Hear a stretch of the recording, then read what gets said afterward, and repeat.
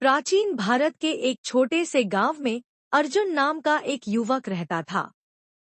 वह बहुत परिश्रमी था, लेकिन हमेशा अपने भाग्य को कोसता रहता था। उसे लगता था कि दुनिया उसके खिलाफ है और वह कभी सफल नहीं हो सकता। एक दिन वह अपने गांव के एक संत महात्मा ऋषि के पास गया और बोला, गुरुदेव, मैं कितनी भी मेहनत करूं, लेकिन भाग्य हमेशा मेरे खिलाफ रहता है। मैं कभी सफलता नहीं पा सकता। कृपया मुझे कोई उपाय बताइए। संत की परीक्षा महात्मा ऋषि ने मुस्कुराते हुए कहा, अर्जुन, तुम मेरे साथ चलो। मैं तुम्हें एक रहस्य बताऊंगा। वह अर्जुन को एक पहाड़ी की चोटी पर ले गए।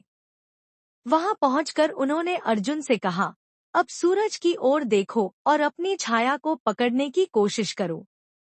अर्जुन ने जैसे ही अपनी छाया पकड़ने की कोशिश की, वह आगे खिसक गई। वह इधर-उधर दौड़ता रहा, लेकिन छाया को पकड़ नहीं पाया। थोड़ी देर बाद थककर उसने कहा, गुरुदेव, यह असंभव है। मैं अपनी छाया को पकड़ ही नहीं सकता। सफलता का रहस्य महात्मा ऋषि हंस पड़े और बोले, अब अपनी पीठ सूरज की ओर कर लो और फिर देखो। अर्जुन ने जैसे ही ऐसा किया, उसकी छाया उसके पीछे आने लगी। संत ने समझाया, सफलता भी छाया की तरह है। यदि तुम केवल उसकी तलाश में भागते रहोगे, तो वह हमेशा तुमसे दूर होती जाएगी। लेकिन अगर तुम अपने लक्ष्य, ज्ञान, कर्म और धैर्य की ओर चलते रहोगे, तो सफलता अपने आप तुम्हारे पीछे आएगी। अर्जुन को अपनी गलती समझ में आ गई।